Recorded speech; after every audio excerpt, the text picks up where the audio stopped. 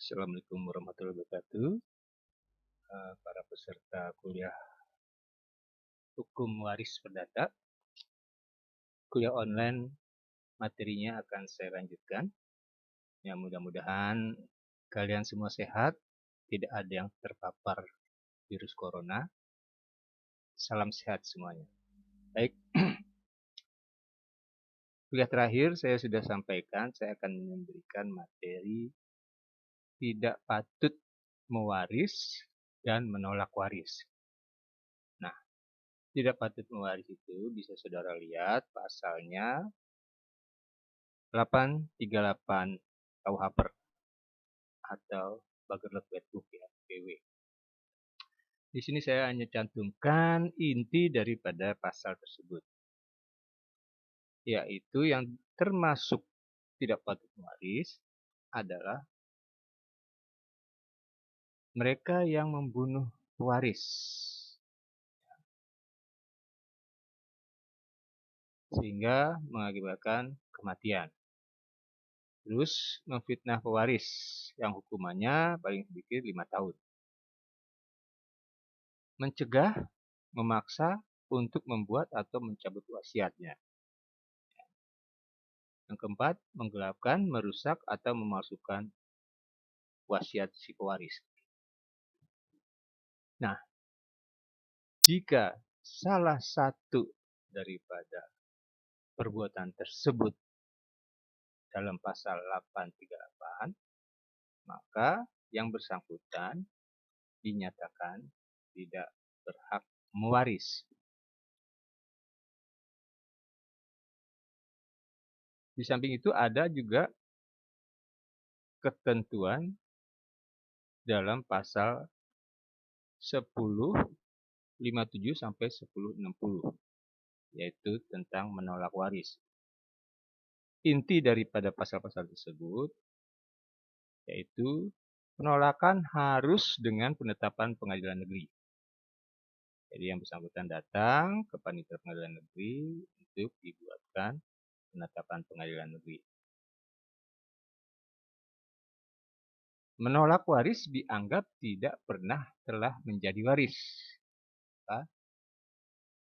Langsung di situ dia tidak berhak mewaris.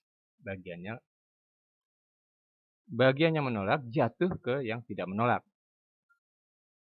Nah, bagaimana seandainya semua ahli waris menolak dalam derajat yang lebih tinggi ya? Nah, jika semua ahli waris menolak, maka tidak mengakibatkan penggantian. Jika mereka yang menolak tersebut mempunyai keturunan, maka keturunan tersebut mewaris bukan karena pergantian, tetapi mewaris karena kedudukannya sendiri. Sekarang kita simak kasusnya.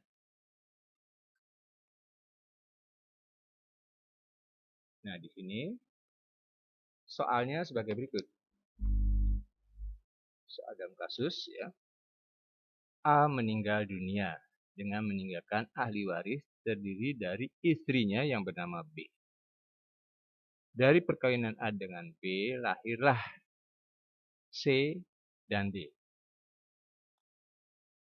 Namun ternyata B dianggap tidak patut mewaris. Ya. C menolak waris. Sementara D tidak melakukan suatu perbuatan hukum apapun. Ya. Bagaimana pembagian harta peninggalan terhadap kasus tersebut? Ya. Maka berdasarkan ketentuan pasal 838 BW, ahli waris yang tidak patut yaitu B. Dengan sendirinya B tidak mendapatkan bagian waris alias nihil. Ya. C juga tidak mendapatkan warisan, ya, karena menolak waris. Dengan demikian, karena menolak waris, maka C dianggap tidak pernah telah menjadi waris. Sementara D, bagiannya adalah 100%. Semua jatuh ke D. Ya. Karena pasal 1059, bagian yang menolak jatuh ke yang tidak menolak. Nah, ketika kita lihat kasus tersebut adalah ada di golongan 1, maka gunakan juga pasal 852 BW. Dengan demikian, dasar hukumnya adalah pasal 830, yaitu karena kematian A, junto pasal 838, karena si B adalah ahli waris yang tidak patut, junto pasal 1058, C menolak waris, ya, maka dia dianggap tidak pernah mewaris. D dapat seluruhnya karena ada ahli waris yang menolak. Ya, bagian yang menolak jatuh ke yang tidak menolak. Nah, D dalam hal ini tidak menolak waris.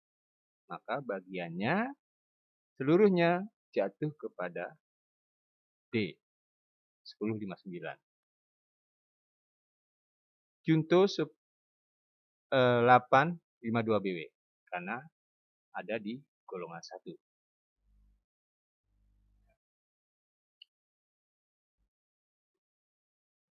Selanjutnya kita lihat kasus berikut.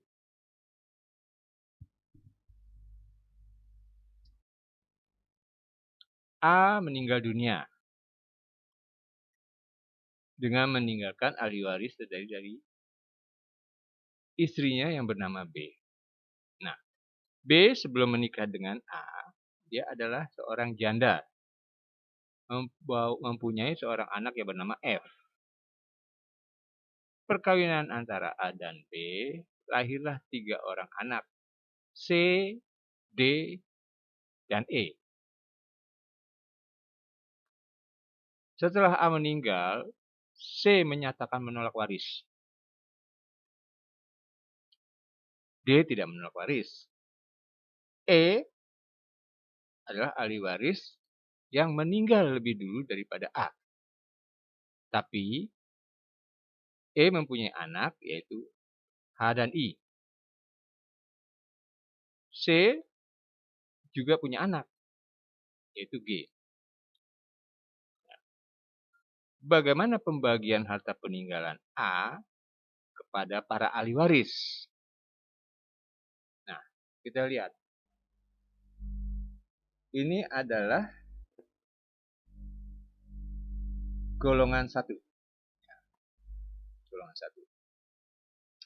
Ahli waris golongan 1, di mana suami atau istri yang hidup terlama mewaris bersama anak-anak kepala demi kepala. Karena kedudukannya sendiri, besarnya adalah kepala demi kepala.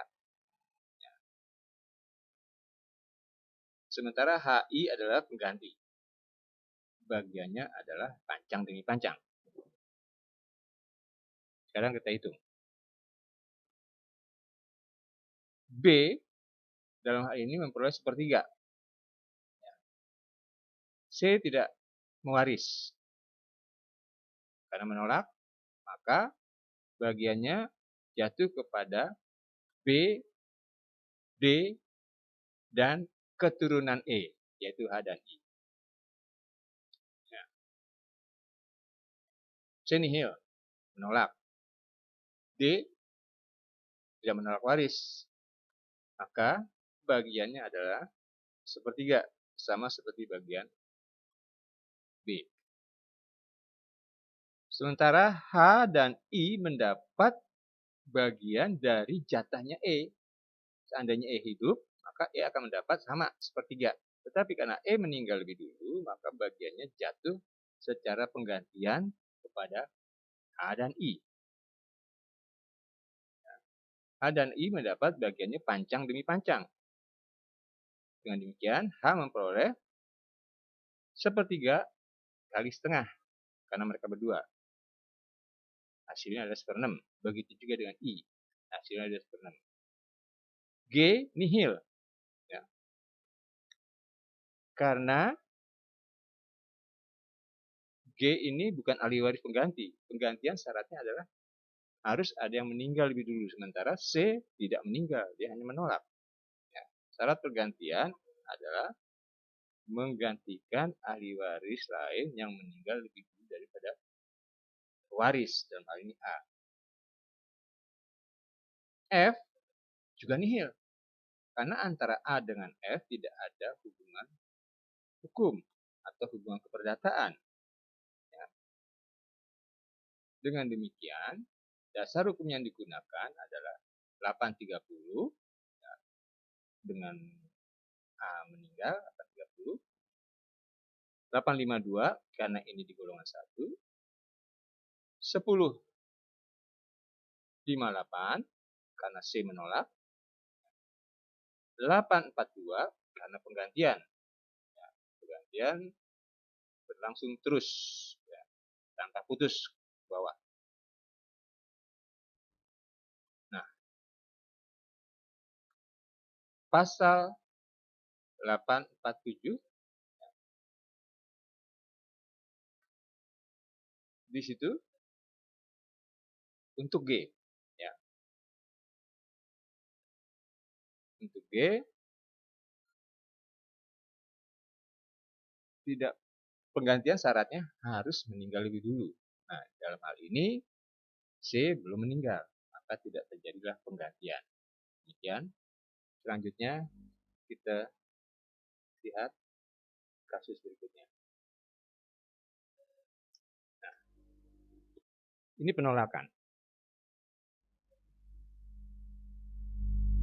Kalau ketentuan pasal 1060,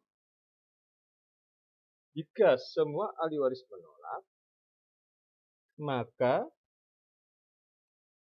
tidak dengan sendirinya terjadi pergantian. Ahli waris keturunan mereka yang menolak mendapat bagian karena kedudukannya sendiri.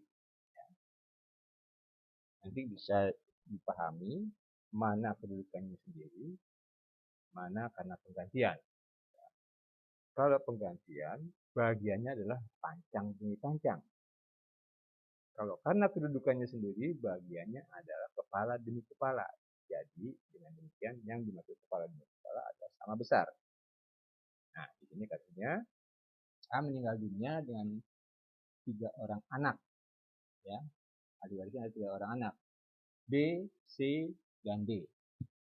B, C, dan D ini semuanya menyatakan menolak waris.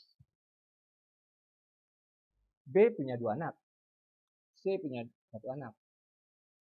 D punya 3 anak. Nah, kalau kepala demi kepala berarti sama besar. Ya. Beda dengan pancang demi pancang. Nah, di sini E, F, G, H, I, J adalah mendapatkan bagiannya secara karena kedudukannya sendiri. Karena kedudukan sendiri, bagiannya adalah kepala demi kepala, sama besar. Dengan demikian, E, F, G, H, I, J mendapatkan masing-masing 1 kali 1/6 atau 1/6. E 1/6, F 1/6, G 1/6, H 1/6, I 1/6, J 1/6. Nah, demikian saudara-saudara mahasiswa yang terhormat, ya, mengenai materi ahli waris yang digolongkan tidak patut dan menolak waris. Ya. Jadi jika ada kasus-kasus tertentu, saudara bisa memecahkannya. Demikian akhir kalam kami sampaikan. Assalamualaikum warahmatullahi wabarakatuh.